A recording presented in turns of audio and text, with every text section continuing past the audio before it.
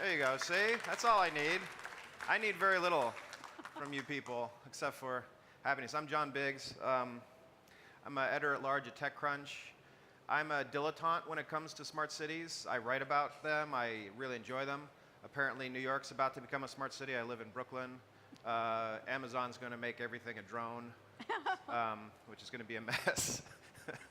It's going to be a big mess. This entire series of panels, there's going to be two keynotes, a panel, and then a larger panel for a few hours here. So it's going to be all about the blockchain. Who's familiar with blockchain? Who's really deep into the Merkle tree?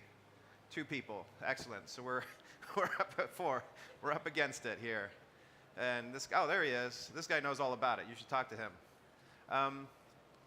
I also have to ask you guys, there's an app that you're supposed to download, the Smart Cities app. And there are 2 questions that they need you to answer to tell who you are. And you can also ask questions of us. I'm going to try to find the app. Are you guys familiar with the app? Have you seen this app? Yes? It's not a blockchain app. You don't have to worry about that. All right. I need you guys to grab that. That way you can ask these people questions. And these are important questions because if you don't understand it, then we can't explain it. My particular interest in this whole thing is the way blockchain and cryptocurrencies can change the way we transfer value. And I believe implicitly that as goofy as it all sounds right now, it's going to fix a lot of interesting things.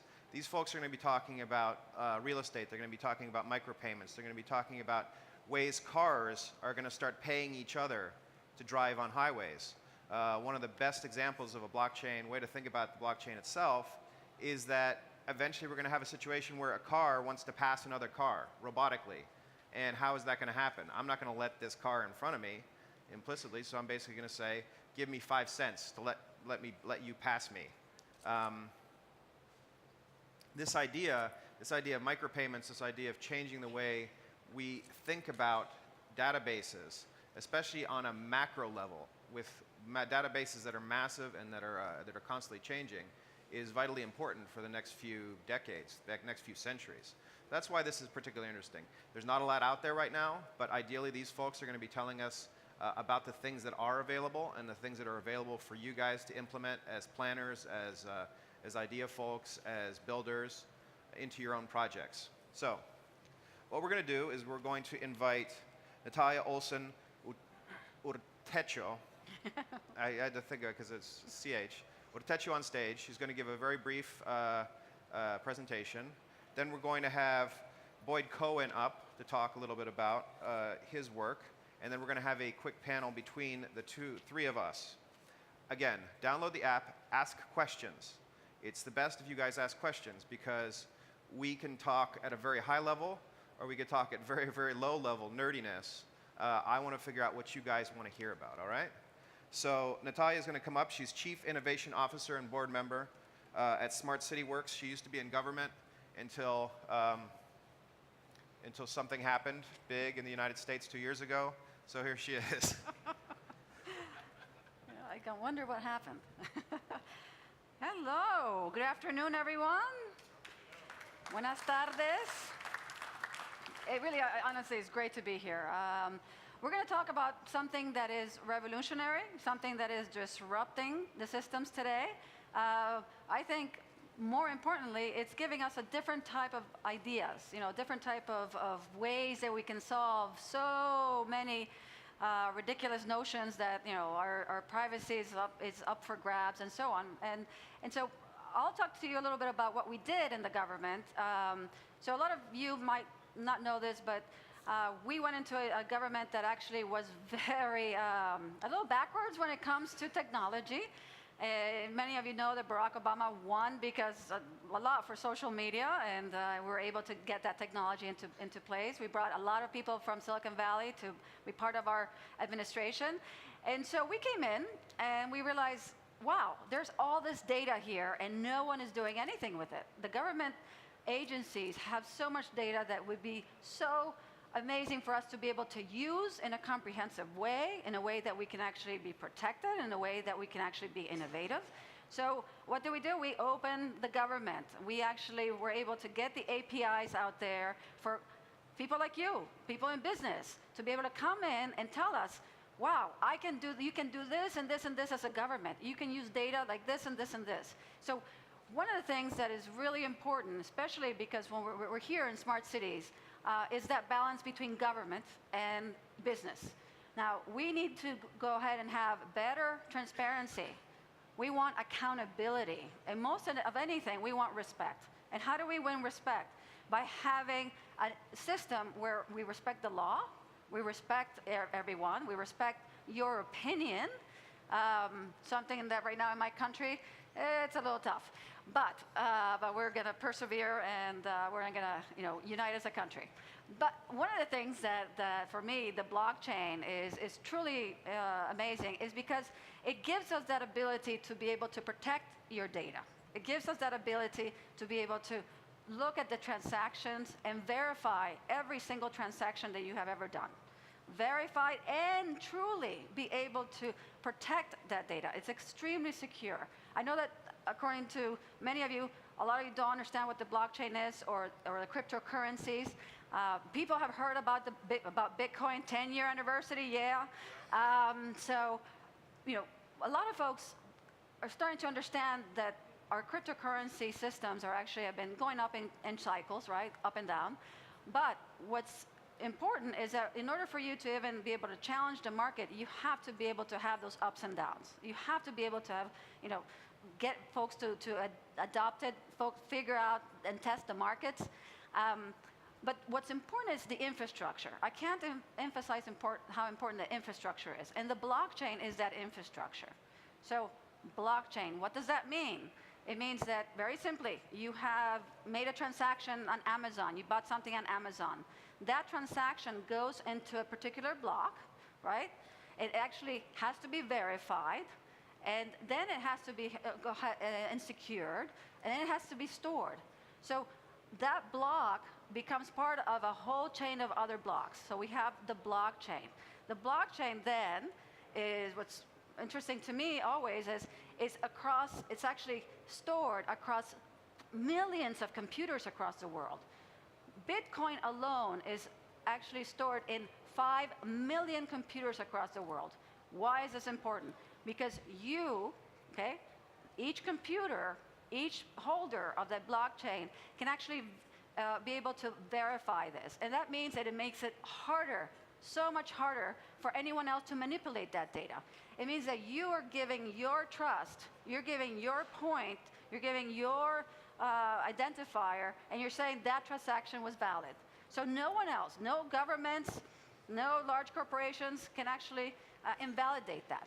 You as a public are actually giving that validity to that transaction, and therefore that transaction is a very democratic way of saying, no, we actually believe in this. So a lot of naysayers, a lot of people don't like the blockchain, a lot of people criticize the cryptocurrencies, and it's because it's disrupting the way we as a public are going to have a voice in every transaction. How we're going to go ahead and talk about things like land reform. Personally, to me, I'll tell you this short story. We actually work with the Department of Justice of the U.S., where we actually work with different countries, because in the country that I was born in, Honduras, we had gone through a whole narcotráfico, drug cartel, and a lot of land was actually taken away. And restoring of that property was going to be really difficult. You have systems in countries where you still are doing things very transactional, very low-key, by paper. They don't have modern technology.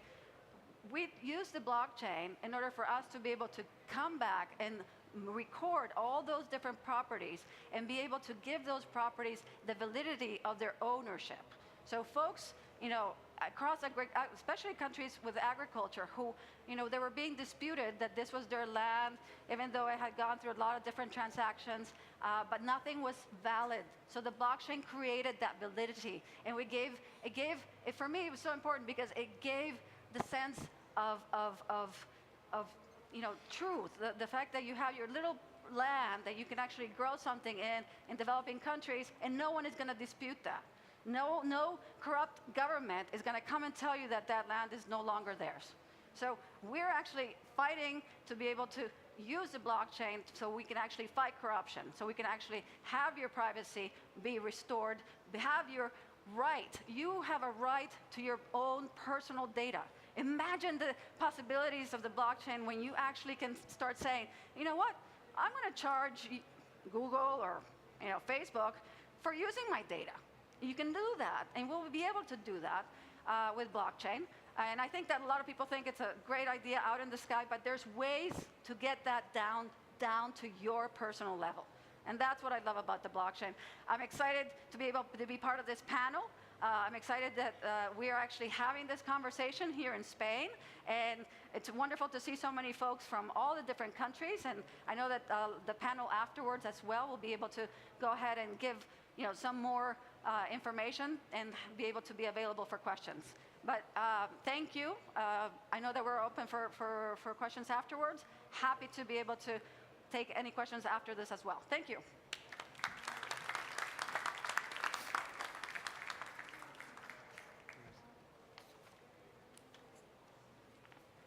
Hola, hello.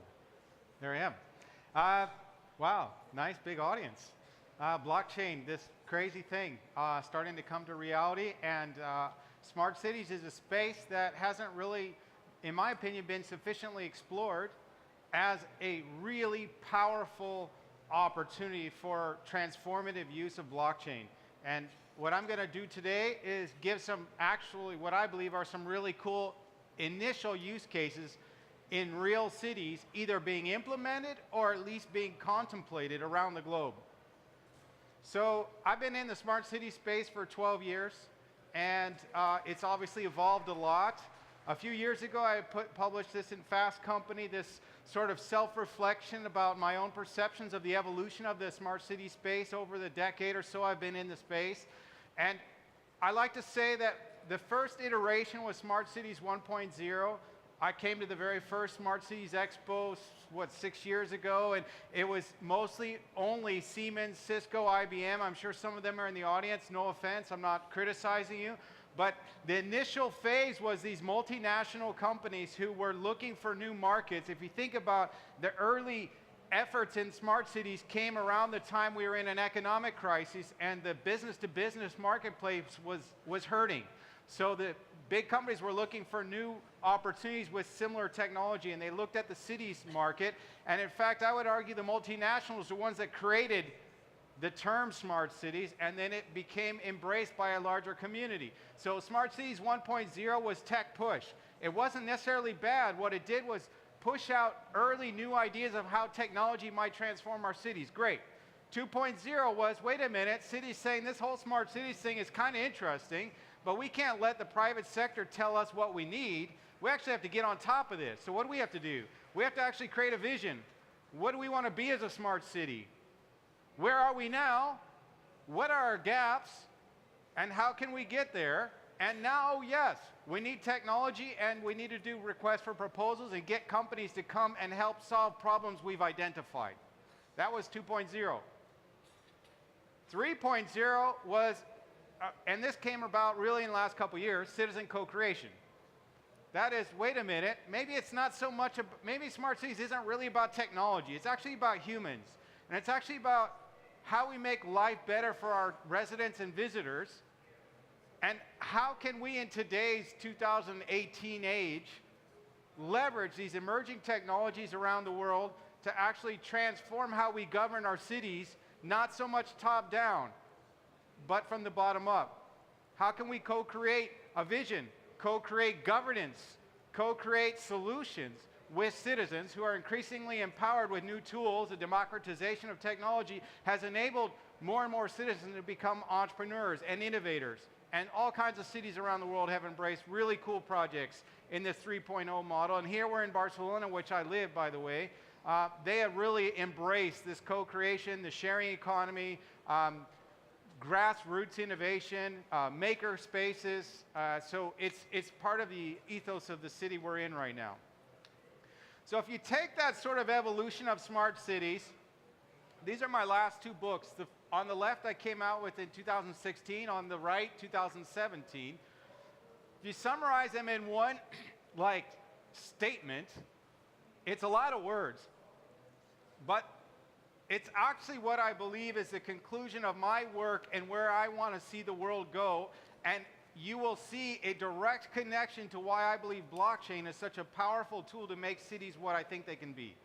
Towards a new, local, but globally interconnected, digital, collaborative, urban economic model of shared prosperity.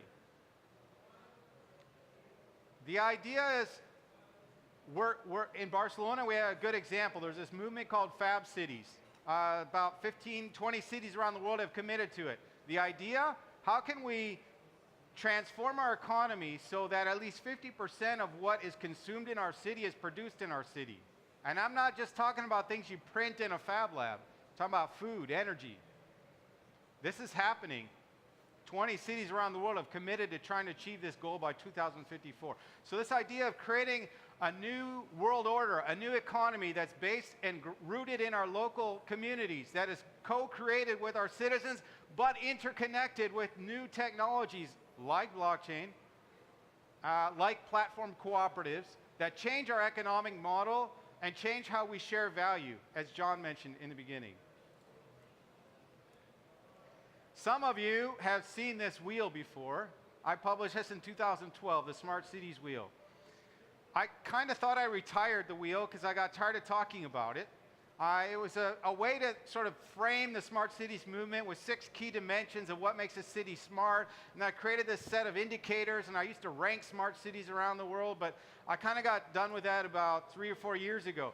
But as I started coming into blockchain, I thought, you know what, maybe the wheel is an interesting mechanism for reflecting on use cases for blockchain in smart cities. So I started doing that very recently, and now I'm going to take you on a tour around the world with real or emerging use cases of blockchain in smart cities.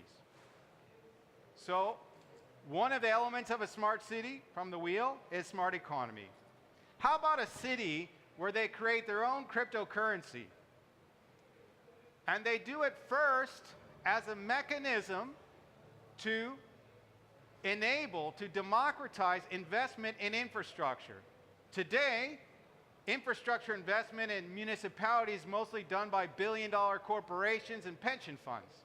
Why can't citizens participate in investing in local infrastructure projects and vote with their own dollar? Well, that's what they're trying to do in Naples and in many other cities around the world. They're looking at this idea of a local cryptocurrency for the specific purpose of enabling citizens to co-invest in municipal infrastructure. However, what no one's doing yet, but I did talk about it in my last book, is where I think we'll go. We're all hearing about things like basic income, right? Which goes back to this concern I have about our economy is not inclusive. I believe we're going to see, so people talk about unconditional basic income. That is like everyone over 18, for example, in the US, should get $1,000 a month, no matter what they do. Some people believe that's awesome because it creates a new base layer of life for everyone, a livable lifestyle. Others say it doesn't seem fair that no matter what you do, if you do drugs, if you don't go to work, you don't do anything, you don't try to improve life in your community, you shouldn't necessarily just unlimited get this money. I actually don't know if I buy into this unlimited, unconditional model. I actually believe in converting local cryptocurrency into an incentive model for civic behavior. What if you don't have a job, but you go and volunteer at the park to clean it up? Or you work in a fab lab. We have tons of fab labs in Barcelona, a lot of makers who really aren't very capitalist. They're not really trying to figure out how to monetize their expertise. They like to make stuff. But they teach people. Even school kids go to these maker spaces and learn how to make furniture out of old materials. Well, is that a value we should give to society? Should we encourage people to do that? Yeah. Why not use local cryptocurrency for that? So this is something I think we'll see as a new way of thinking about basic income, that it's not federal, it's local, and it could be funded by local cryptocurrency, as an example. Smart environment. There's a lot of movement around the world in this idea of peer-to-peer energy trading. Blockchain enables that. Power Ledger is one of the first and biggest companies in the world. They're from Australia. They did a cool project in the Silicon Valley to enable peers to produce and sell their own energy to other peers. Go back to what I was saying about how I see the new world economy and how blockchain can transform our cities, and you think about all these ways. You go back to the last one on cryptocurrency and how I can, as a citizen, invest in my own infrastructure. Here, as a citizen, I can produce my own energy and sell it to another peer. We are democratizing our economy, and blockchain can be a really powerful mechanism to do that and change how cities work and the power structures in them. Whoa. Oh, there we go. Anyone from Dubai in the room? They have currently the world's most ambitious blockchain strategy for cities. If you haven't checked them out, they have a booth down in here on, they have 21, I believe, last I knew, blockchain initiatives in the city government. They expect to save up to $1.5 billion a year. They want to be the world's first blockchain-powered smart city by the year 2020. And they're making it a reality. Another one I love about government that goes back to this democratization model is liquid democracy. That can be enabled by blockchain. So we think democracy today is you vote once every 4 years for your elected official, and that's democracy. What happens if you like 3/4 of their policies and you hate 1/4? Well, you're stuck with them. Or what happens if they promise one thing and they, shockingly, I'm sure in your countries this never happens, but I'm from the US, I live in Spain. Unfortunately, I've seen this happen a few times. They promise one thing in the campaign, they deliver something else. Well, you're stuck. Democracy, we voted, we're done, right? No. With blockchain, we could have real-time democracy. You can vote, sure, for the mayor, but you could vote weekly on city council proceedings if you wanted to. Okay. Well, now you say, well, that's crazy. Who has time to read about every single thing they're working about, or should we put a building here or not? Beauty of liquid democracy is you can delegate your vote to someone else. So let's say you guys come away because I've managed to confuse you and convince you I know something about smart cities. And you live in Barcelona, and you say, you know what? Smart city is cool, but I can't track smart cities all day in my life. But this guy Boyd seems to know something. You know what? Anytime the city council votes about smart cities, I'm delegating my vote to Boyd. Now, I can choose to remove my vote from Boyd anytime he does a vote I don't agree with, but I'll do that. That way I don't have to stay on top of everything. Liquid democracy means we could have continuous involvement in election decisions and decisions made that influence our lives in our cities. There's a project in Austin, Texas, really cool. They have a homeless problem. That part's not cool, but blockchain can be used, for example, for identity. A lot of homeless people don't actually have driver's license and normal identity. So blockchain can be used as an identity tool. There's all kinds of cool identity solutions in blockchain already. And it can be used for delivering social benefits and welfare to recipients, to homeless people. There's another cool, that's what they're doing in Austin. There's a cool project from some friends of mine out of Munich, Datarella. They did a project like that for people living in refugee camps because there's a lot of corruption, as we know, in the supply chain of delivering goods and services to people in refugee camps. You can eliminate corruption if you can dedicate specific resources to specific recipients that are refugees in camps, and it can be delivered through any phone they have. It doesn't have to be a smartphone. And that's already a live project with the United Nations. Well, I have a blockchain project for smart cities called iomob. So, of course, if I'm talking about mobility as a blockchain use case, I'm going to talk about my own. Sorry about that. But iomob is it's called iomob because we call it the Internet of Mobility, like the Internet of Things, which means our vision is to enable any mobility service, public, private, independent, a decentralized taxi service. You could be an independent licensed taxi.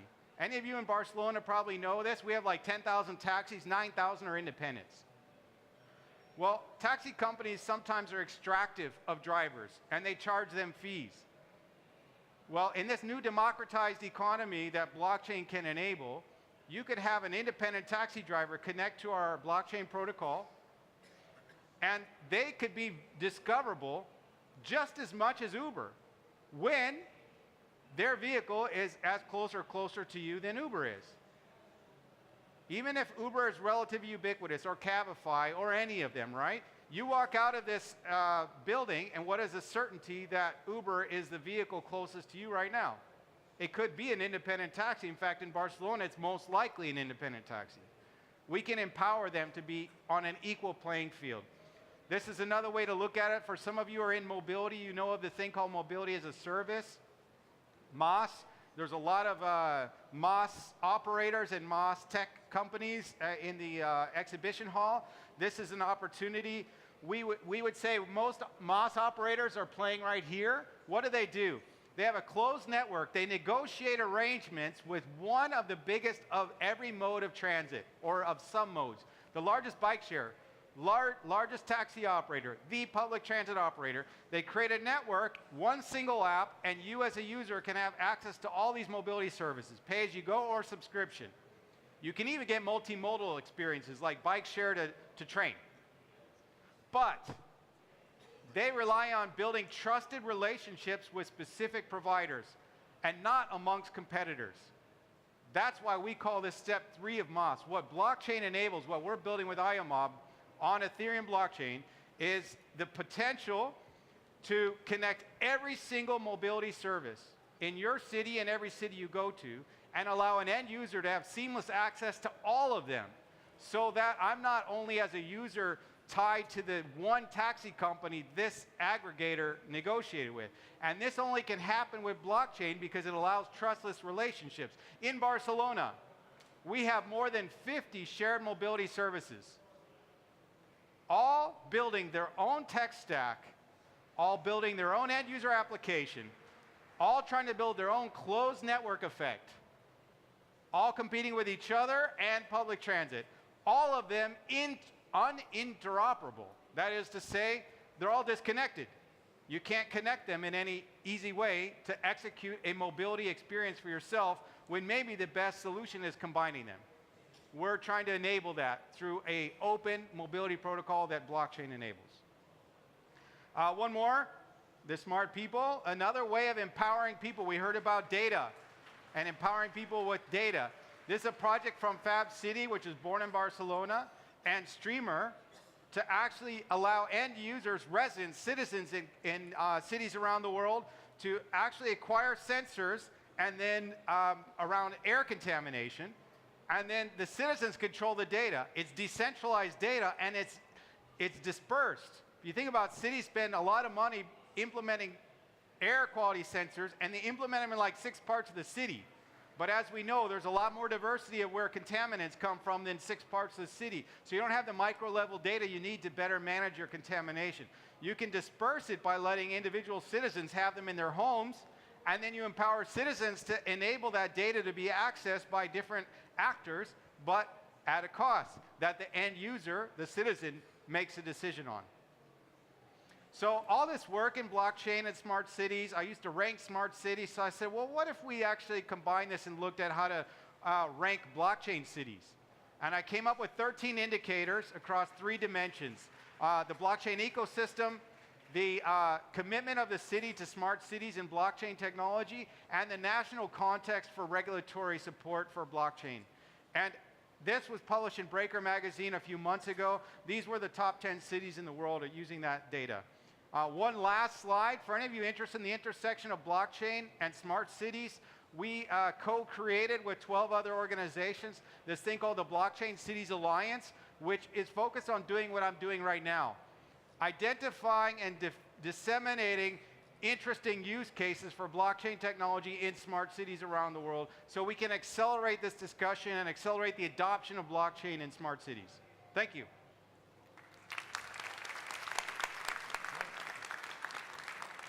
Good.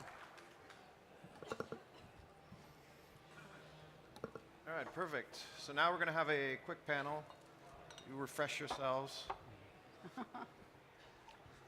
let's move over this way so we're not out of the way of the table. Okay, so let's go into how this app works. Please. So we have this ask and vote thing in the app. I have 2 questions here already. I'm sure there are many, many more. We also have this to answer questions. This dude's ready to rock.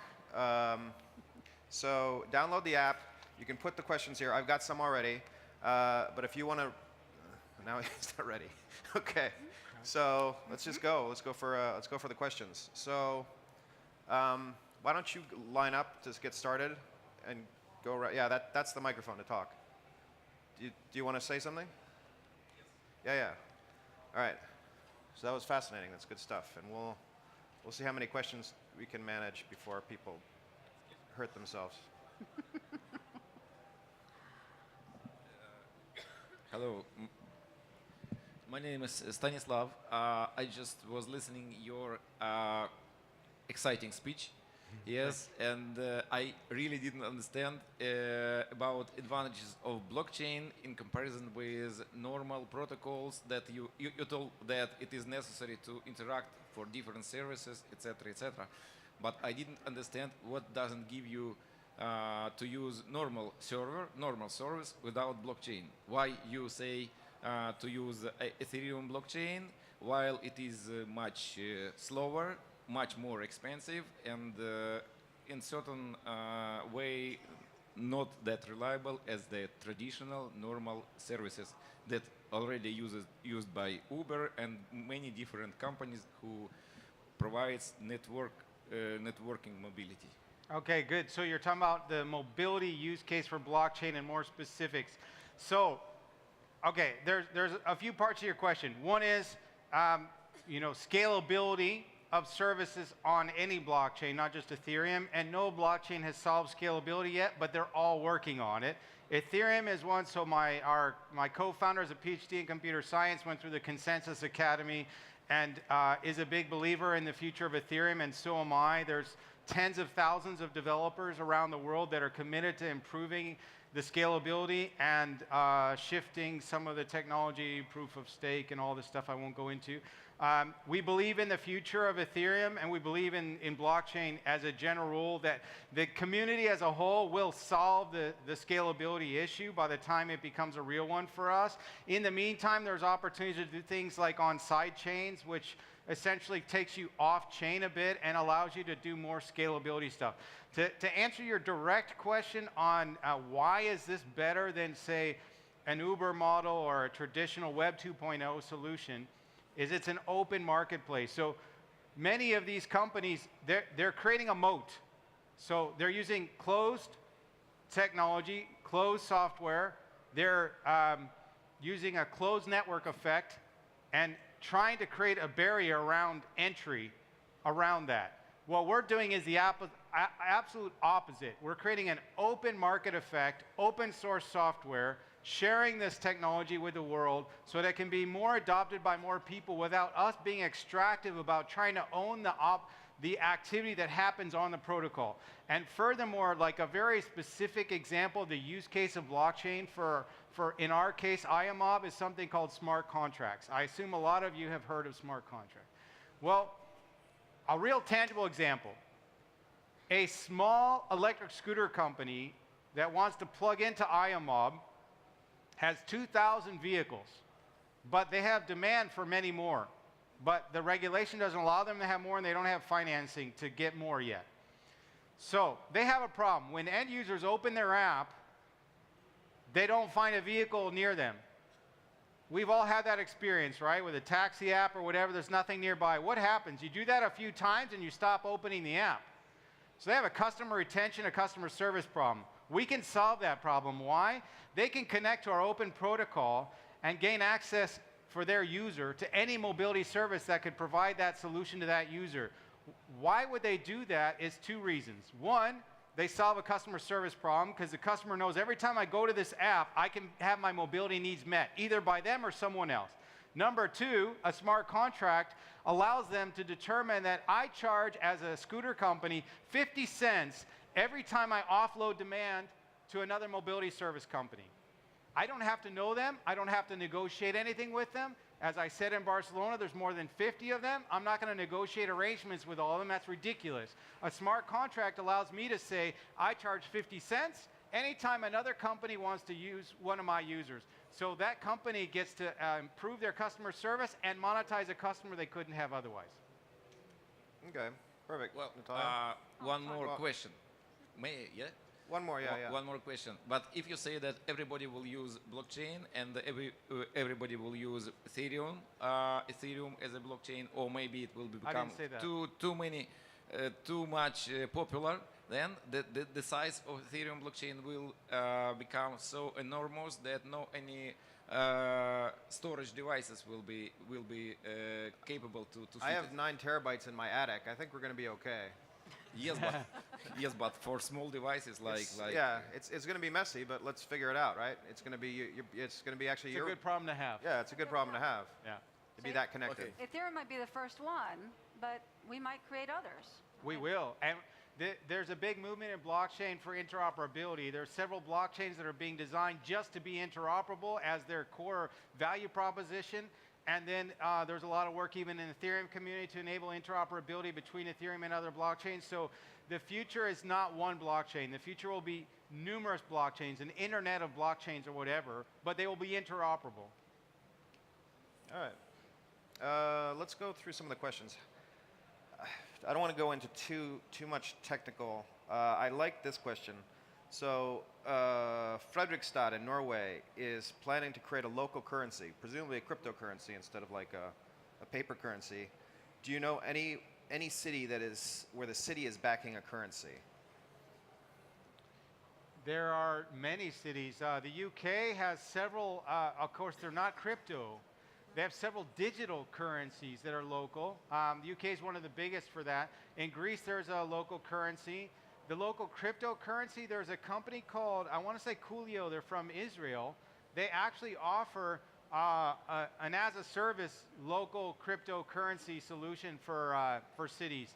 And there are dozens of cities around the world that are experimenting with some form of local currency, there's hundreds of them. Local cryptocurrency, there's a handful, but I think there'll be more soon. I'm sorry? That is, don't worry about it. Go for it. Yeah, I posed the question. So Okay. the question is really about if we have a city actually backing a currency. I don't know what you Yes. I mean, like a bank backing a currency or a central bank backing it. Because most local currencies, as far as I'm concerned, are grassroots movement currencies. So they're Yes. not really backed by. There are cities backing them, and the first trigger they use to back them usually is by enabling taxes and local, like fees for parking fines to be paid in that local cryptocurrency. And that's one of the fastest ways to create liquidity of the local cryptocurrency is for the city itself to be willing to accept payment in crypto for fees paid by citizens.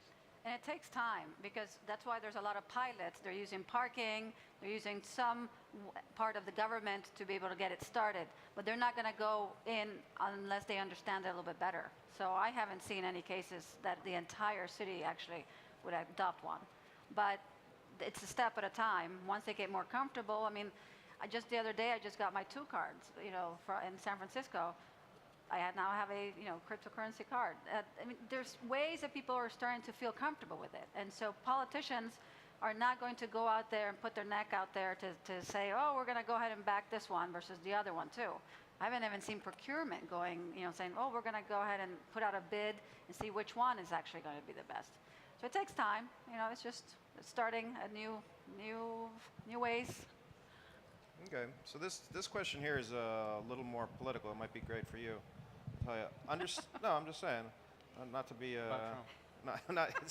it's not Trumpian. It's not Trumpian political. I'm going to move to Barcelona if he gets in again. If anybody has a job. You're welcome. You can come. Yeah. We'll take you. I need like a side job so I can still write and do whatever. Okay. We can. I'll run like a vermuteria or something like that. So understanding digital data creation can be tough, even to highly technical people. How do we make sure that blockchain builds inclusion and equality and not the opposite? Well, I think back to the idea of giving that person, what you said, the right to be able to get more involved. I was a planning commissioner. I was a zoning commissioner. We only used to actually just let few people into our commission meetings. I decided, you know what? We have a TV station, a public TV station. We have to put this out there so people can actually get involved, so people have a voice.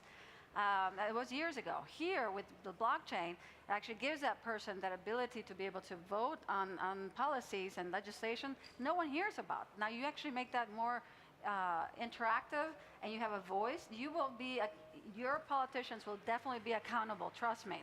This is what they don't want. They don't want for you to be asking them, and for you to actually have that voice. You know, as an urban planner, we used to do a survey. 100 people used to respond to the survey. 100 people, and we were planning for a bi-state area, but planners were very happy. That's fine. We did our stakeholder. We got our feedback. So I came up and I said, "There's a new company here called SurveyMonkey."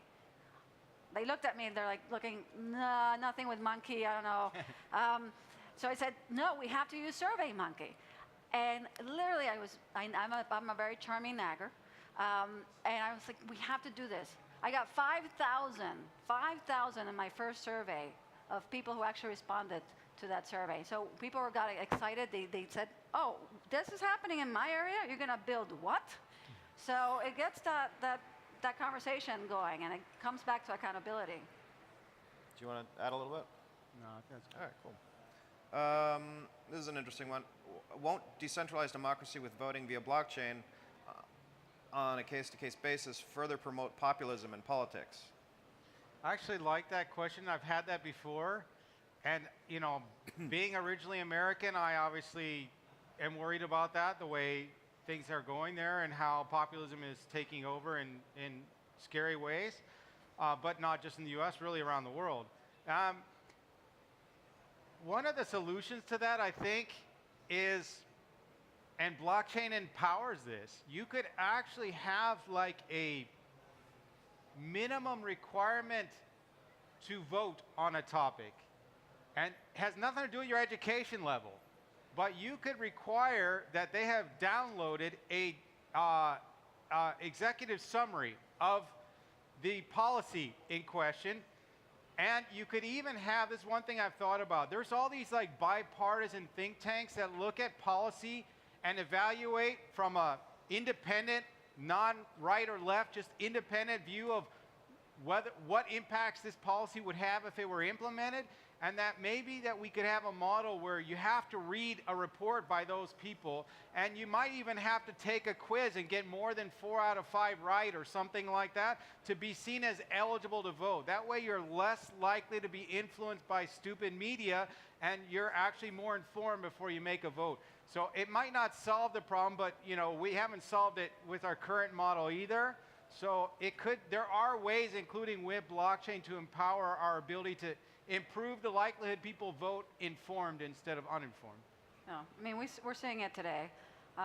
There's so much information out there, and it's not being curated. You know, our own president can't even take that survey. I wish we could do that. But the point there is that it actually gives that back to accountability. I guess I keep repeating that word. I want to hold our politicians accountable. And so there's populism, is actually right now is based on news out there that is fake, that is actually putting out there by everyone. And so it's unfortunate in that sense, but Okay. I think blockchain can win. Blockchain. Tenemos más 5 más minutos, ¿sí? We have 5 more? Okay.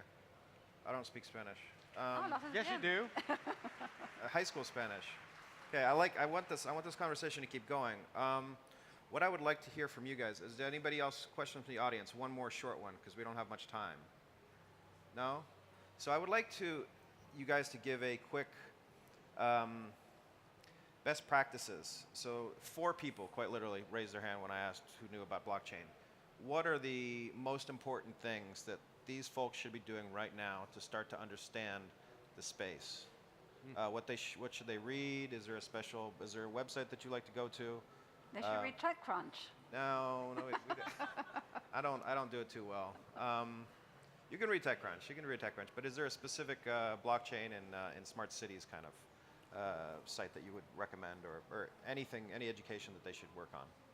It's a new space. It's one reason I was excited that we were going to do this session. It's one of the reasons we created the Blockchain Cities Alliance as a mechanism for creating and diffusing information about blockchain use cases in smart cities. Certainly recommend you go to Smart Dubai, because that's where they have their 21 blockchain projects. So you can see like everything she talked about, like land title registry, identification, health records, visa processing. They're really pretty broad in their thinking. I will admit they're primarily using Hyperledger. They're not really doing public blockchain. They're doing mostly private chain work. But all the other examples I gave are really public chain examples.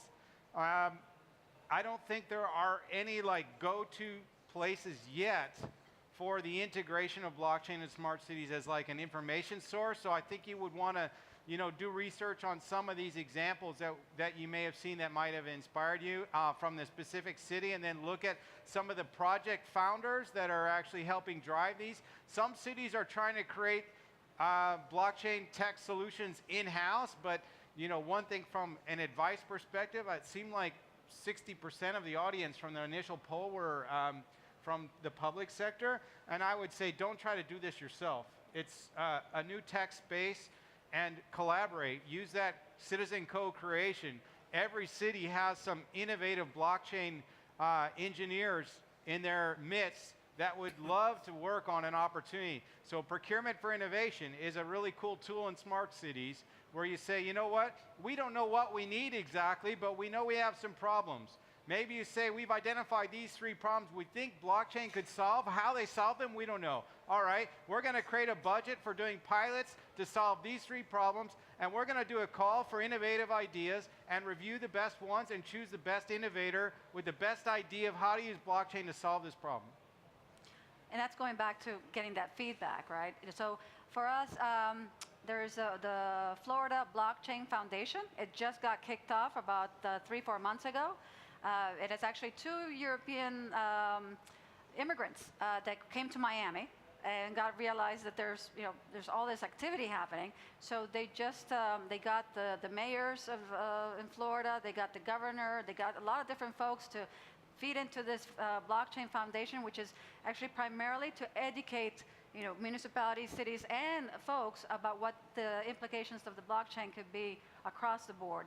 So Florida is actually being very active. It's called the Florida Blockchain Foundation. How do you separate the wheat from the chaff? How do you separate the shysters from the real technologies? Yeah. Natalia? You don't? Good question. That's a good question. Wow. I don't know. I believe very much in everyone has to have an opinion.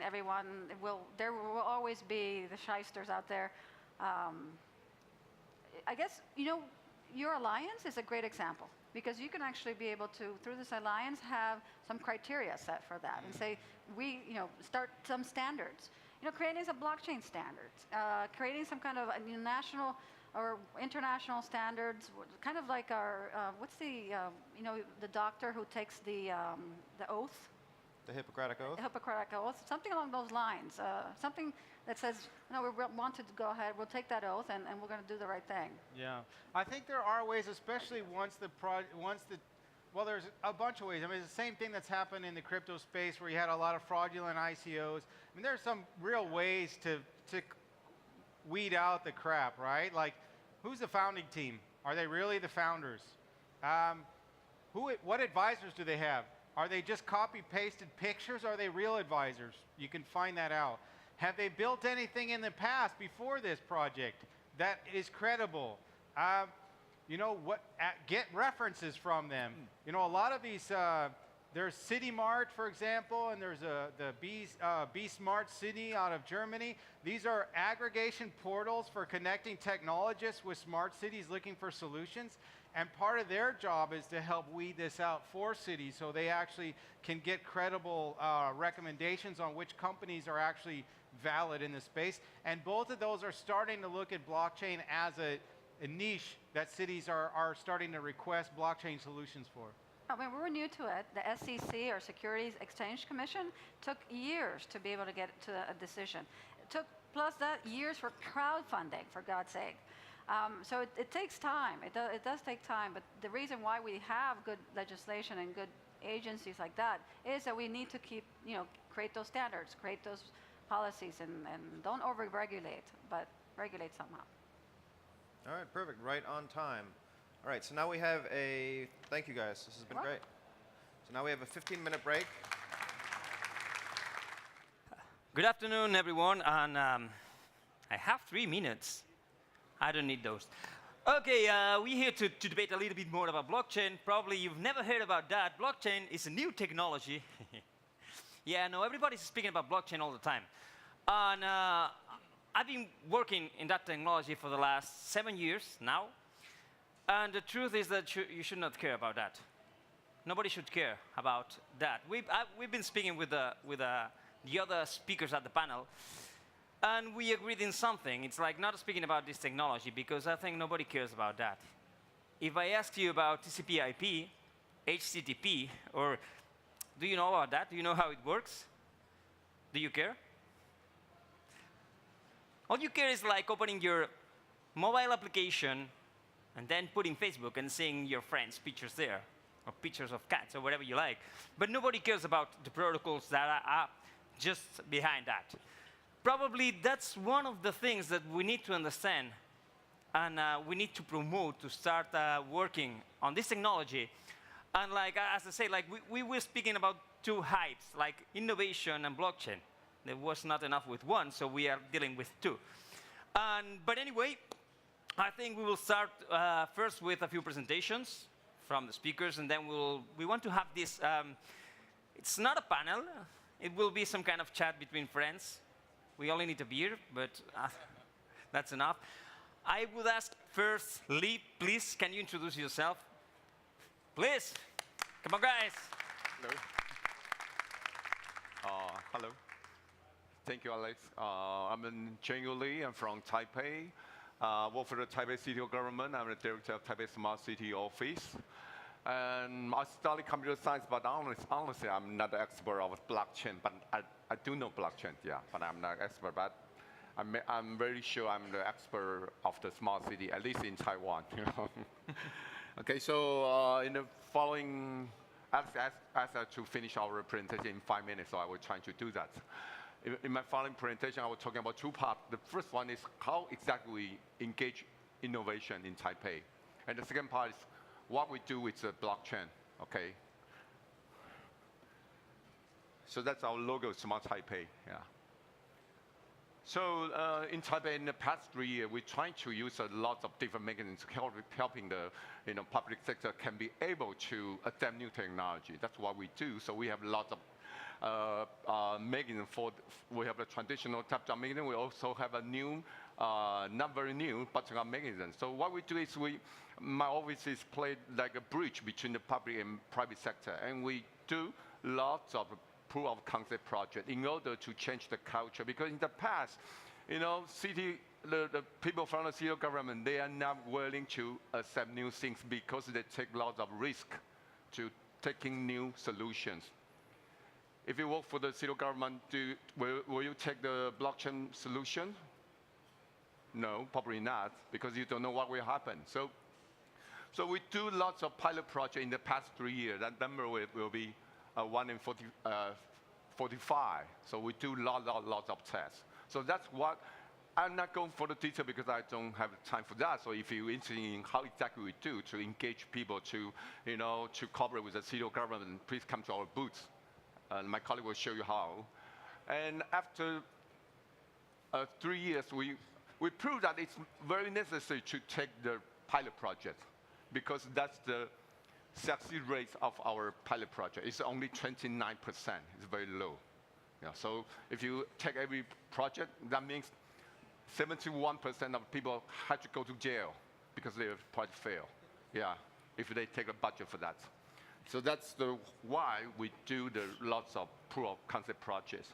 And in lots of the proof of concept projects, actually about 1.5 years ago, I talked to lots of vendors. They're trying to provide a blockchain solution to the Taipei city government, yeah, include IOTA, yeah. But IOTA is better one, than others, yeah. And I'm not going to talk to. I just want you to know, blockchain is very complicated, and as Alex said, actually, we don't even care about blockchain. We don't care about what technology you use. We more care about, yes, you can take picture. Yeah, no problem. Yeah. Okay. Okay. Time's up. I'm sorry.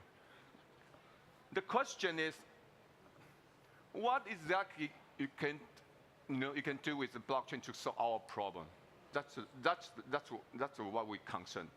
So that means we don't need another virtual currency with the blockchain. You know what I mean?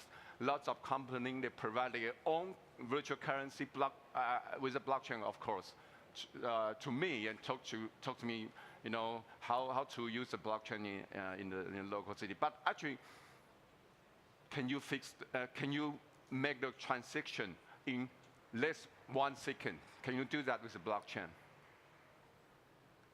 No, that's a problem. That's a real problem. You don't fix the problem. So I in my point of view, I rather to separate it. Blockchain is a blockchain. Virtual currency is a virtual currency. It's a different. You don't have to mix it together. The only thing we're looking for is that solution can deal our problem. That's all we're concerned about. Yeah. But we still very welcome you provide any kind of the blockchain solution. We have a poor concept mechanism. That means you can provide any kind of idea, any crazy idea. Yeah, we will do that. And probably it will fail, we don't care. Okay. But we think probably some other situation probably can deal with the blockchain solution. For example, that's one of the very typical case in Taiwan. In Taiwan, currently we have very serious air quality problem. We have very serious air pollution problems. For some of the city, we have some sensor called airbox. This air sensor, not very difficult to do that, and we deployed lots of in Taipei. But the question is, in Taipei we provide the right data, but in some other city, they provide wrong data, in some purpose. The sky is looking like this, but all the lights green. There's probably some problem there, right? Do you know what I mean? So that make people don't trust government anymore. And I believe blockchain probably could be one of the solutions to deal with that problem. So that is a problem. I don't care what technology you use, but if you have a good solution, please talk to me. We can find out if it works or not. And also, we have built lots of smart street lab. They are putting all kind of sensor on it, and we collect lots of data. If you need to use the data, we need a very good mechanism to probably exchange and have an ecosystem to make it work. So probably IOTA is one of the solutions. I don't know, but that means we need new technology to deal with this problem. That's the problem we face. Okay, just like this, yeah. Okay, I'm running out of my time. So currently we do lots of projects with a lot of companies. That's a big company. It's one Taiwanese company, the private blockchain technology for the personal identify, and also we co-work with the IOTA, and also do the very similar things. I'm not going for the detail, And that's my last slide. I just want to say, blockchain is a good technology. It's a good tool, but be careful. Don't do blockchain because it's a blockchain. That's my presentation. Thank you. Khalifa? Okay. I don't know. I'm not sure. It's okay. Thank you. Usually we had 8 minutes. I asked them to do it in 5, so that's one of the reasons he was speaking so fast. Thank you, Lee. From city to city, trying to solve a different problem, but actually with the same technology. And we were speaking, and he faced many challenges. So please, Khalifa, join us. Thank you. I know it's late, but come on. Thank you very much. Thank you. So my name is Khalifa Alsuwaidi. Well done. I've got a small presentation for you, and I think, guys, you've visited Dubai before. Do you have any property in Dubai? Did you experience buying a property inside Dubai? Not yet. Oh, hopefully, very soon you will buy a property inside Dubai. Well, let me give you a little brief about land department. All right. So land department has many agencies. So what we do, we register properties, transaction, mortgage, and we regulate real estate market, regulate brokers, regulate development, management company, evaluators. So you see, we deal with so many elements inside real estate sector.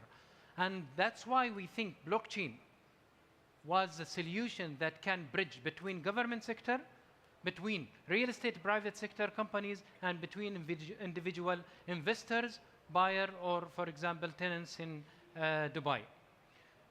Those 6 agencies deals directly with real estate and try to solve people problem. We provide more than 20 main services such as sale, mortgage, gifting, and 218 sub-services. We deal with partners and we deal with so many different clients. In 2017, I'm showing you a glimpse how Dubai real estate market is very important to us, and that's why we try to seek technology to achieve our goals. We have conducted more than 67,000 property transfer. They worth more than 70 or 80 billion dollars, and we have registered more than 450,000 lease contract in 2017 that worth more than 55 billion dirhams, which is equivalent to around 15 billion dollars. We have more than 200 nationalities owning properties inside Dubai right now. We have been ranked number 7 by the World Bank Doing Business Index last week only. So we're number 7 in the world. So Emirates Real Estate Solution is the technology arm of Dubai Land Department. We automate, try to grasp the know-how from land department employee, the knowledge, and to try to create solutions that can serve real estate community.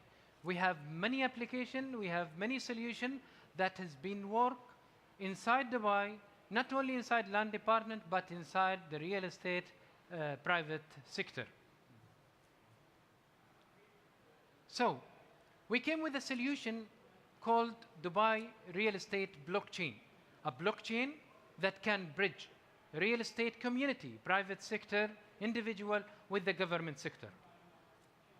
A blockchain can deal that can deal with other government sector, grasp whatever needed information from government sector as well as private sector to bridge it to real estate community. Why are we trying to do that? We want to make sure that real estate data, real estate assets are secure using latest technology. We want to speed up transaction, we want to increase transparency, and we want to decentralize real estate ledger. So in 2017, October, we have launched a title deed blockchain that has more than 500,000 title deed on blockchain environment.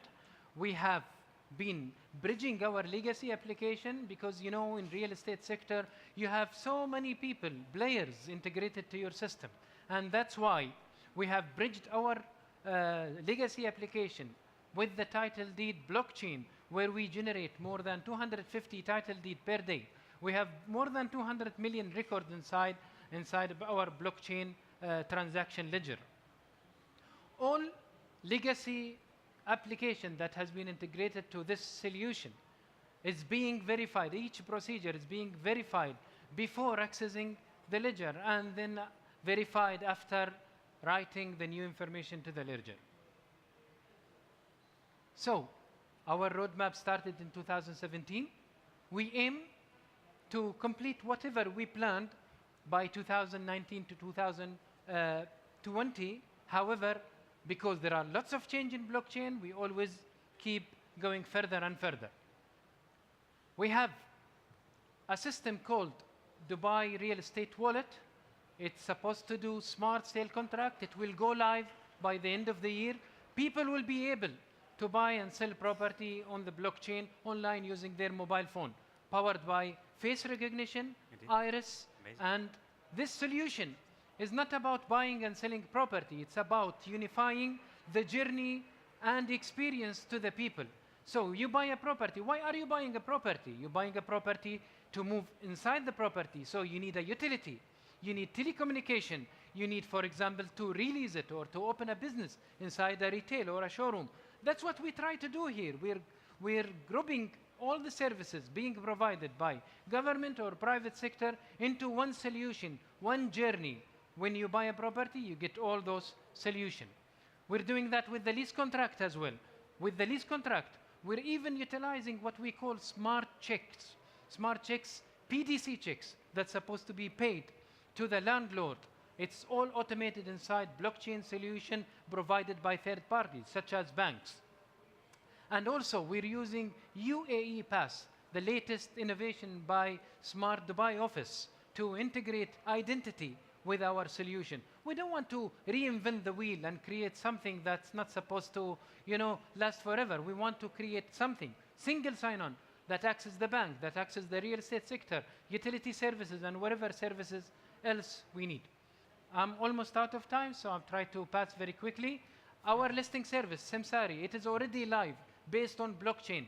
Listing that is verified. Whenever property gets sold or leased, it will be delisted automatically. I don't have to run after the listing company and delist whatever I did inside, because it will be delisted automatically, authenticated, verified, all the details. If it says it has 3 bedrooms, means there is a 3 bedroom inside, because whatever information inside this listing service is populated from the ledger. It's populated from the database of the government. It's not key-in by the broker. So also smart mortgage, it's another module with the bank. Didn't go live yet. It will go live in 2019, where bank will be able to mortgage and demortgage without needing to visit any registration office or solicitors or land department branch. So we don't use cryptocurrency in our solution. We have our payment system, a payment system that is integrated to banks, have wallets, have credit card access, and have been accessed by all real estate community inside Dubai. This is one of the practice we did to identify what kind of access do we give to our partners. Some are government sector, some are utility provider, and some are private sector. We decide through our current setup and through our studies in the procedures and the process, who have read access, who have write access, who does not have access at all. Because what we started at the beginning is a private ledger, but we're expanding to public sector later on. There are lots of challenges. I don't want to go through those challenges. I'm sure you're aware of blockchain challenges. The slides information are available everywhere. Screen captures of mobile applications that are integrated to our solution. Thank you very much. I'll try to be as quick as possible. I think they hate me. I also hate the next speaker, by the way. Probably you don't know, but understanding blockchain technology, it's hard. And then it took me a while to understand blockchain technology. And one day I say, okay, I think I get it. And then these guys came up with a new idea that was not blockchain. It was Tangle. It was IOTA. And I had to start over again from the beginning, like trying to understand what they were doing. But it's amazing. Lewis, please.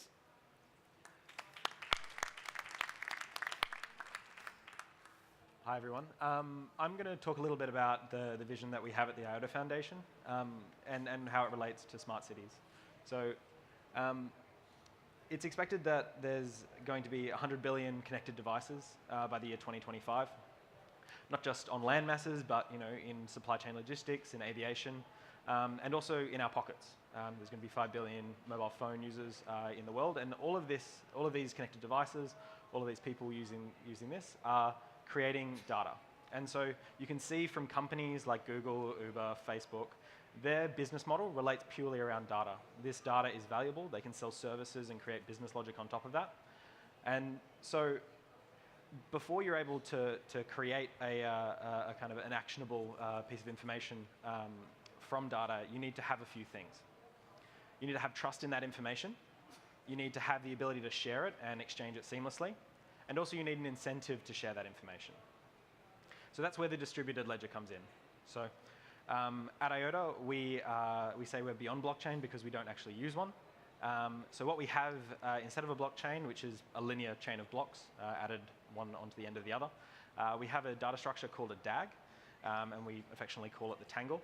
And so what this is a network of transactions that reference previous ones and validate them. So I'm not going to go into details about how that works, but basically each user, each device, each person who wants to send a transaction on the ledger is able to do so, and they approve previous ones. So without the need to have a miner validate mine the block that your transaction is included in, you don't need to pay any fees. So what that enables is for us to do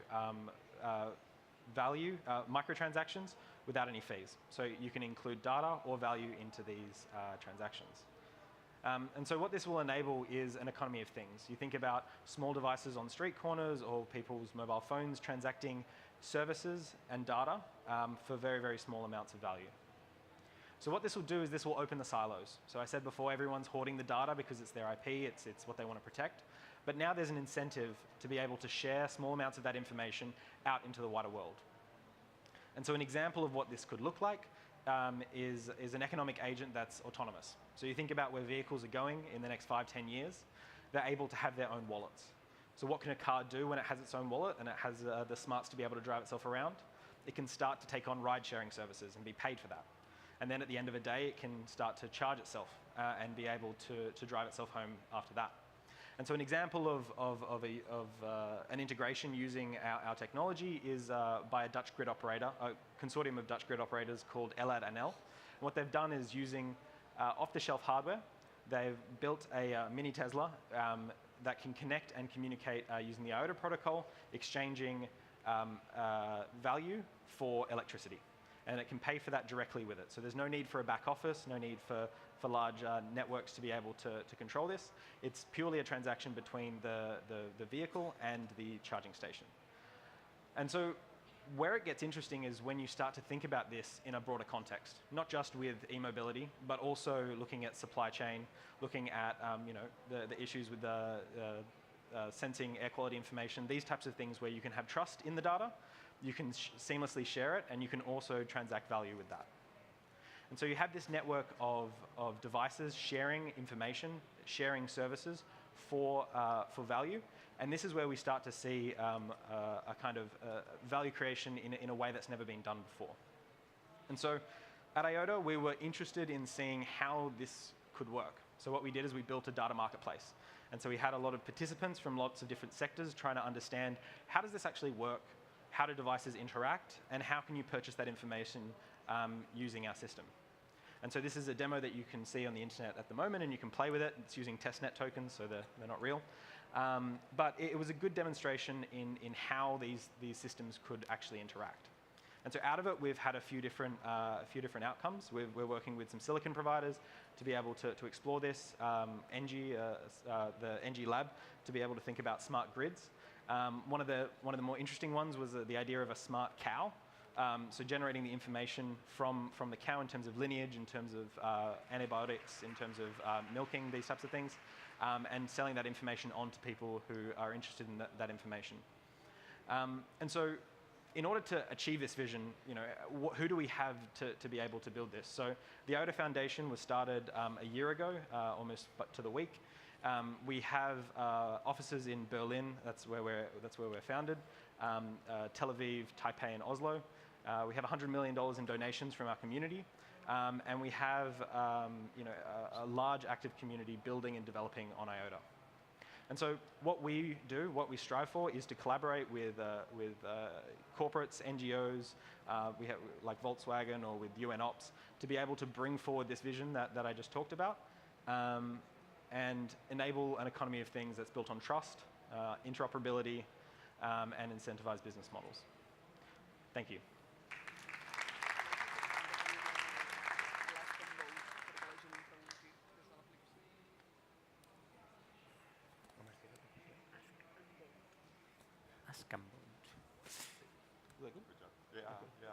Remember that if you have any questions for all of the panelists, you have an application, Ask and Bone, that you can use to ask any kind of questions. Then, last but not least, Dardan, what are you? So he comes right from Montreal, and I think they are trying to compete against Uber, if I'm not wrong. So good luck. Thanks a lot. Is this working? Well, good afternoon, everyone. It's my pleasure to be here with you today. You're right, we're trying to compete with Uber, and this is pretty hard. Can I have the background? Oh, yeah. So I will change my presentation a bit because I thought it was too technical. What is one of the most let me frame it that way. All cities of the world, at least Western cities, are facing common problems. We're always talking about Airbnb and Uber. But why exactly cities don't like these companies? What is the problem with Uber? Because Uber is connecting drivers to rider. I mean, what's the problem? Isn't it fine? Isn't it creating mobility? Isn't it enabling people to move more easily to from point A to point B? Well, the problem with these companies is that they're aggregating the economy while they're aggregating the data. What do I mean by this is every time you're taking a Uber, let's say it costs you $10, Uber is taking 25% out of this money and investing it in countries where they have tax advantages, to frame it that way. So the idea was to find a solution to keep the mobility economy at the local level, plus to give back the power of the data to the users. You mentioned, forgot who mentioned that, but Facebook, Google, Uber, Airbnb, basically, they're making their money out of your data and out by being useless middlemen in a transaction. So what we've decided to do is to create an alternative to Uber.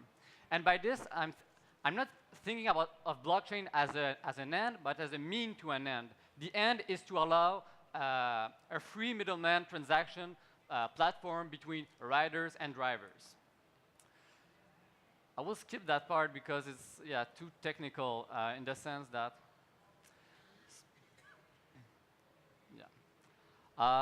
so basically, what we're doing with EVA is a cooperative ride-sharing application. We often hear, and somebody mentioned it at the previous panel, that, well, it's simple. Just create a protocol, launch it on the web, and people will use it. Well, that's not that simple, because transportation is one of the most regulated industries in the world. You need to have security for drivers, cars, insurance issues. You have a shitload of problems. You cannot just launch a protocol based on blockchain and think that people will use it. So what we've developed with EVA is a mass market product in which people using it don't know that this is about blockchain. They don't have to mess with private, public keys. They don't have to pay with Bitcoin or whatever cryptocurrencies there is in the market. They pay with their credit card, as with any other platform. They don't have to insert their private key every time. It's encrypted in their cell phones. They don't have to know what is happening with their data, because their data is saved within their cell phone, their personal data. So what we've created is this ecosystem with a local cooperative community. A cooperative, just by the way, it's a member-owned company in the legal world. So in every city where EVA aims to develop, we register a cooperative in which members are riders and drivers. And behind this, we're using a common protocol which is provided by the IOTA Foundation based in Canada. Right now, we're in beta testing in Montreal. So we've got over 2,000 accounts created in the last 2 weeks. It just started 2 weeks ago. And we're working with the authorities to get everything like the papers done to be legal and to respect the local rules. Because the problem with Uber, you know, we always mention in the blockchain world like this strange blockchain ecosystem, which is very closed.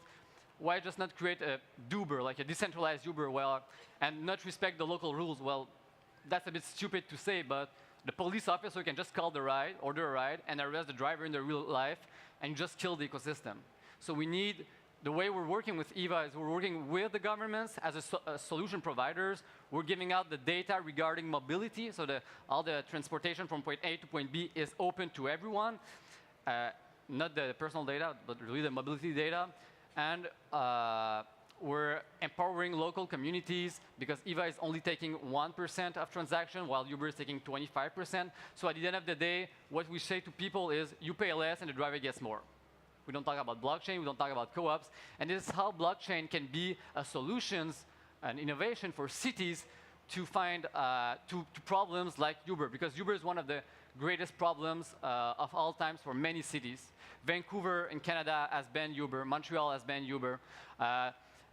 Paris had previous problem with Uber, London has had problem with Uber, Frankfurt too. So all the cities pretty much around the world, they got problem with Uber, with also the taxi industry and all these things.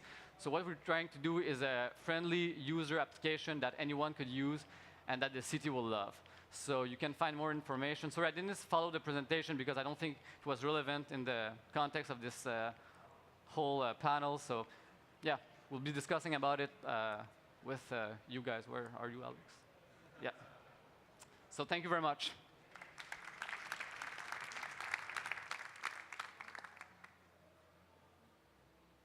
Go, you can come. Please join us at the stage. House is yours. Do we have to follow the, oh yeah.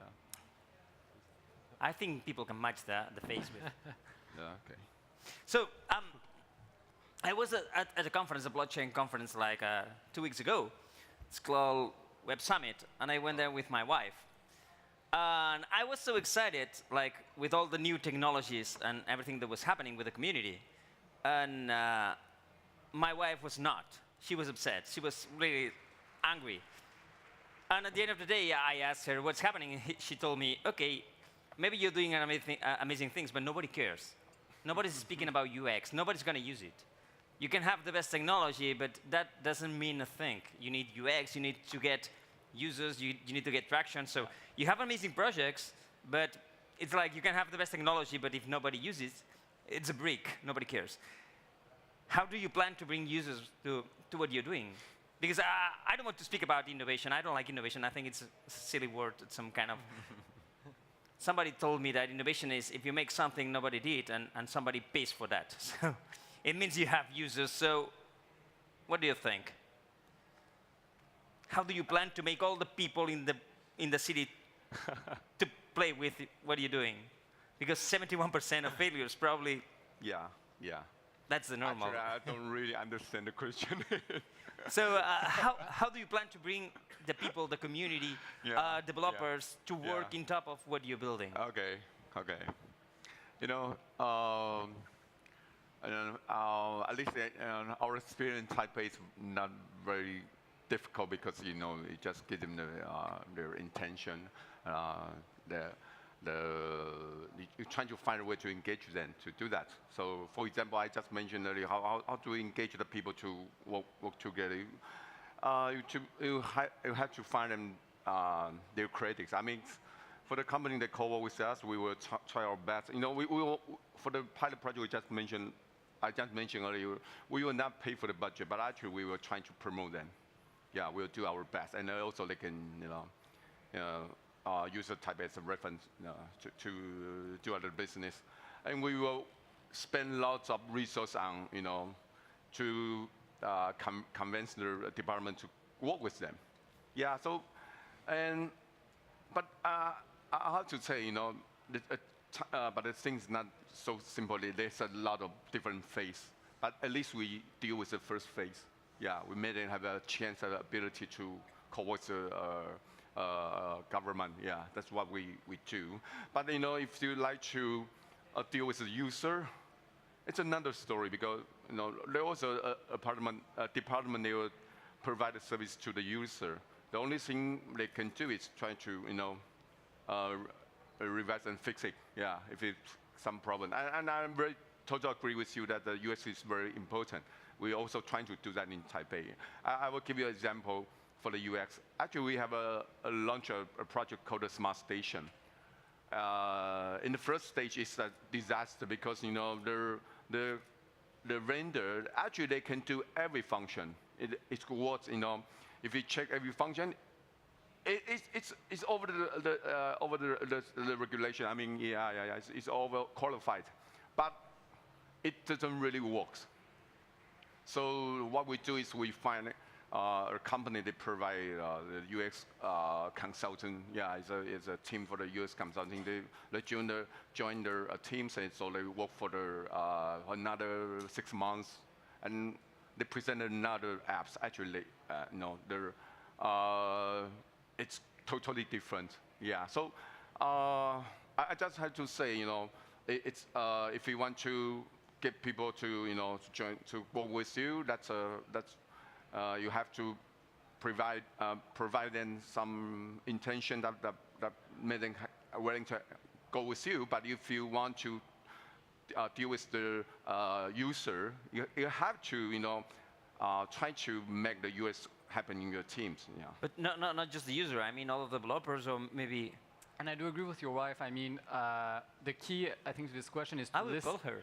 Huh? Yeah, she will be so happy. But I mean, the key to this question is we need to listen what are the real problems, what do the communities want. There's no value to make amazing projects in silo without sharing it to the community. And even if you try and not responding to a real problematic, there's no value to it. And you mentioned also we need to work with real life businesses, real life corporations, because these companies, these communities already exist. I mean, blockchain should be a tool and not the end of our goal. It should be a tool to achieve a specific solution. Like, for example, in Dubai, what did you do first? You design a blockchain, or you ask people, do you need a blockchain? Well, no, of course, we keep checking the community and what kind of things do they need inside real estate solutions. So, real estate in Dubai is a very important economy factor. People are buying, selling properties inside Dubai, and everyone inside Dubai is living somewhere. So they're using real estate. They're in the house, they're buying a house, they're visiting a shop. So what kind of service do we provide for them? They pay service charge to the community masters or to the owner associations. They pay fees. They pay lease contracts. So there are so many things that happen around real estate. How can we attract people to those services? By providing the service to them, by enabling them through mobile application, through new technologies where they can manage to get the license, the approval, or pay whatever needed to be paid for those real estate while you're sitting at home, by bridging between different type of services, not only inside real estate, but services around it in one journey, so that the customer, the end user, the tenant, or the people who owns property get multiple type of service through one journey. That's the thing that we think, we believe those journeys are gonna attract people into, those new solutions. But I hear that a lot. We think that. I started something in Spain that's called Elastrio. Elastrio, it's like a national platform, national blockchain platform with more than 300 companies. And we did it the other way. So it's probably the worst part, the most difficult was to convince people to get together and work together. Probably that's because, I don't know, people is afraid of change. They don't want to change. Yeah. Even me, I hate IOTA. It made me change. Well, So how do you convince people to stop using one technology and start using a different one? Because even if the technology is better, people don't want to change. Yeah. I think a lot of what we do is de-risking. The technology, the space is only 10 years old. It started with the blockchain white paper, the Bitcoin white paper, and it's grown from there. There's so many different flavors and so many different pitfalls as well in the space. So a lot of what we do is we focus on interacting with partners and collaborators to figure out ways in which they can start a pilot, they can work with in a local region, whether that be in a city or a state, to be able to try the solution in a way that reduces the exposure, so they don't have to spend a lot of money on big sprawling projects, and that gives them the confidence once the first trial is over to say yes or no to that. And a lot of the times it's a no. Like, not everybody needs a blockchain or a distributed ledger solution. There's a lot of technologies out there that can do that better. There's certain things that distributed ledgers excel at, and there's no other alternative for. And so being able to let people try and see if this is what they really need, I think is a great idea. And as you said, there's a problem in terms of, you mentioned before in a discussion that the government publishing pollution data, that's a big problem. Like, how do you solve the trust problem there? And so that's one way of doing it. That's a good example that I can think of. Can I also answer the question? Yeah, if you want to the citizen change, it's not so difficult actually. You just fix their problem and they will change. If they don't have problem, you cannot force them to change. That's a problem. But I think the most difficult part is how to make the public sector change. Yeah, I think that will be more difficult. Then if you provide benefit to the citizen, then they will change. But they don't always care about that. Yeah, probably. Sometimes, if they but get not more always. convenient solution, they just will adopt a more convenient solution. Yeah. Anyone from the public sector in the room? Do you use blockchain? Do you care? No. Do you know how it works? Yeah. Do you want to know how it works? Not really. How many of you need to know how blockchain works? Please raise your hand. How many of you have asked at least once in your life, like, but how does it work? Don't be shy. I know all of you have done that. But then you don't ask about internet. I'm receiving many questions about IOTA. I think we can have a monographic about IOTA just after For sure. after these sessions, because probably some of the questions are a little bit too technical. But then something that keeps on repeating is like about, yes, there's so many technologies. Is there any kind of, or any specific technology that could allow more innovation than any other? And that brings me to the question, like, some technologies, they are gathering more community, building solutions on top of that technology than others. Like, I don't know, Hyperledger, by the way, there's a big community, but it's like a corporate kind of community. Exactly. Ethereum, it's really the public community, more the IOTA is a mixed thing between both, I think. Yep. So, Well, it's a decision you will always make wrong. In Dubai, we started with Quorum Ethereum, with the technology, but because we're dealing with multiple type of customers, customer who does not want to share all information to competitors, so we thought that Hyperledger would be a better option for us, especially that we can enable permissioning, we can allow developer to, for example, share certain information to other competitors. This is the thing, we want to listen to people. We're listening to people. When we provide this solution, we're investing in those solutions, and we listen to them, and we hear their idea, why this is okay for them or this is not. But at the same time, we try to utilize the blockchain technology to be useful as much as possible for them. So now, yes, we're using Hyperledger right now inside Dubai, but we are open to other technologies.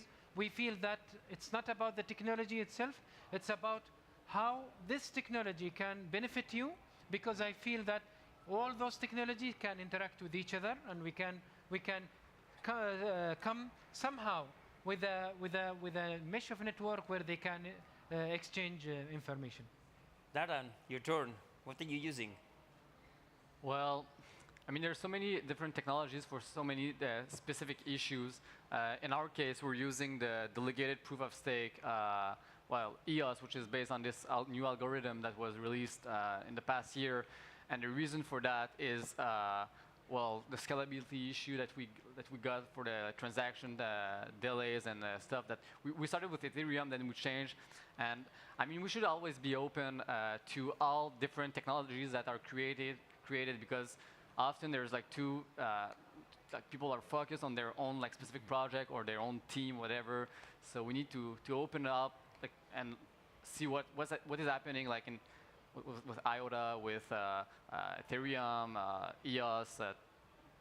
Someone mentioned like Tezos, and so there's so many different solutions for so many different problems. But I think we are debating about beta or BHS when Yeah. compact disk is about to come at some point. So Yeah, regarding corporations, we always need to keep our distances because, and this, when I say this is because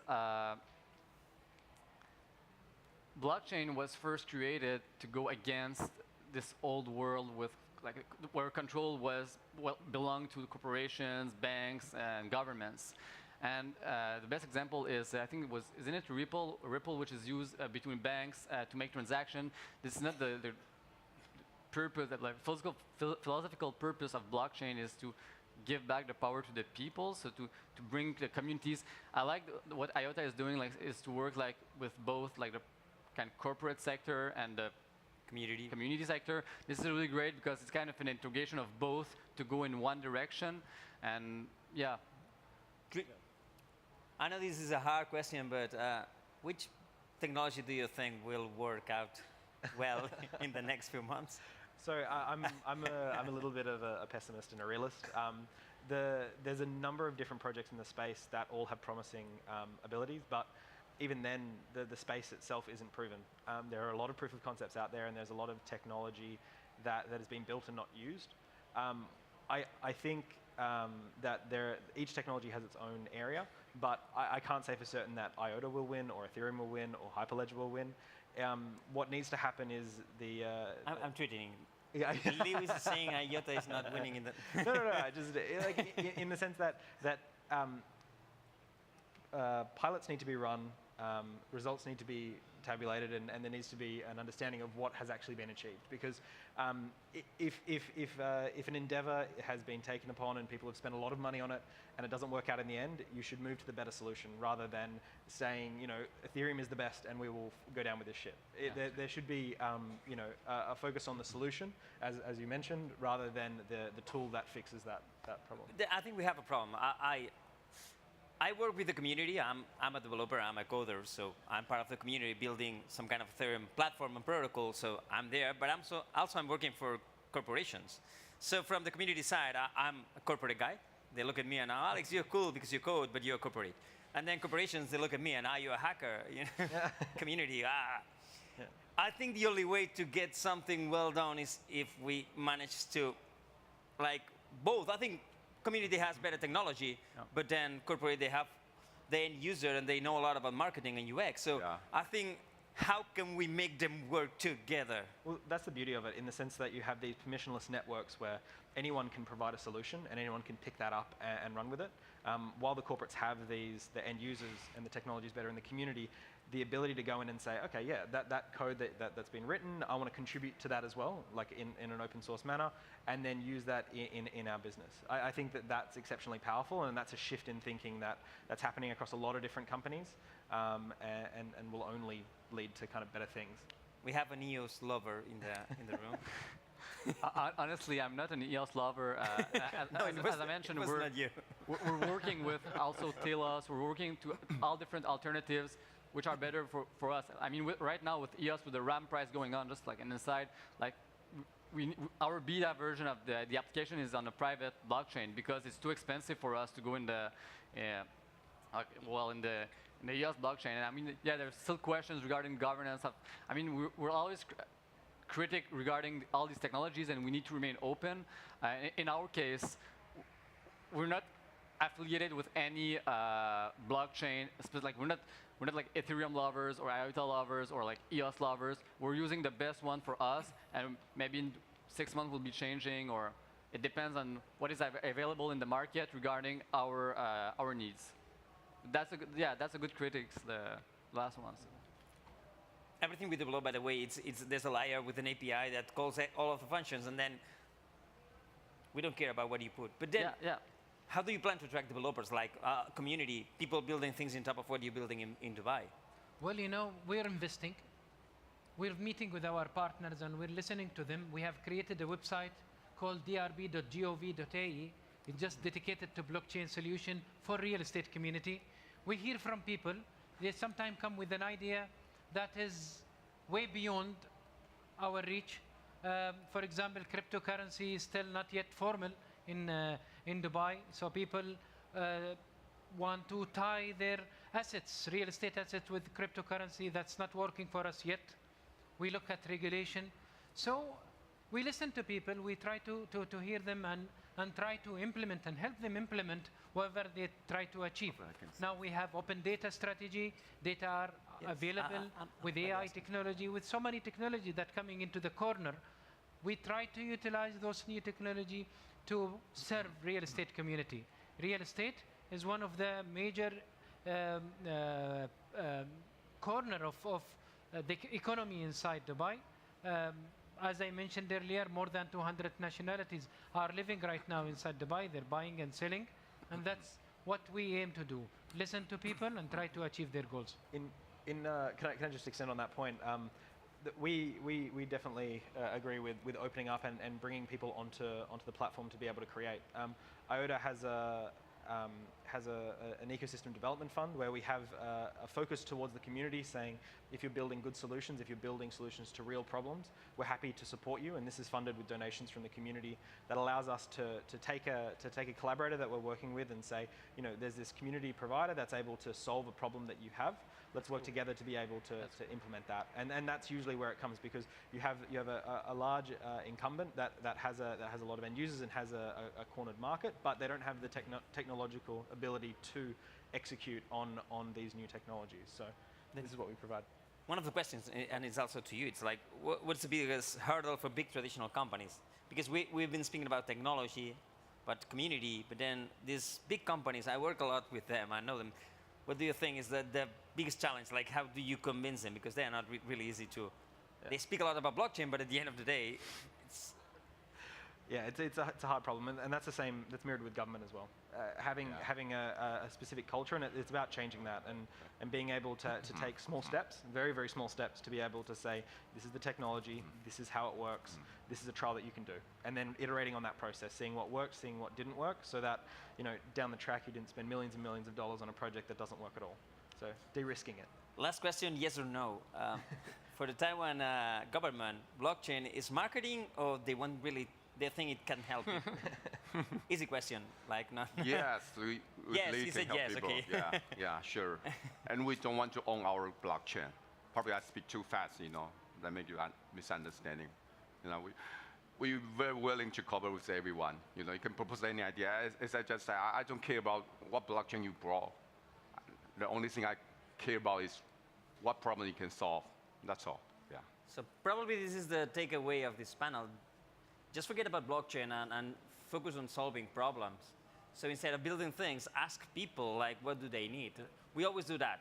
We always first ask, okay, what are they trying to solve? A lot of companies, they come to me and ask me, I need a blockchain. No, first, it's not like I'm going to tell you where you can put blockchain. You have to tell me what's your problem, and then maybe, and just maybe, and mostly of the times it's a no.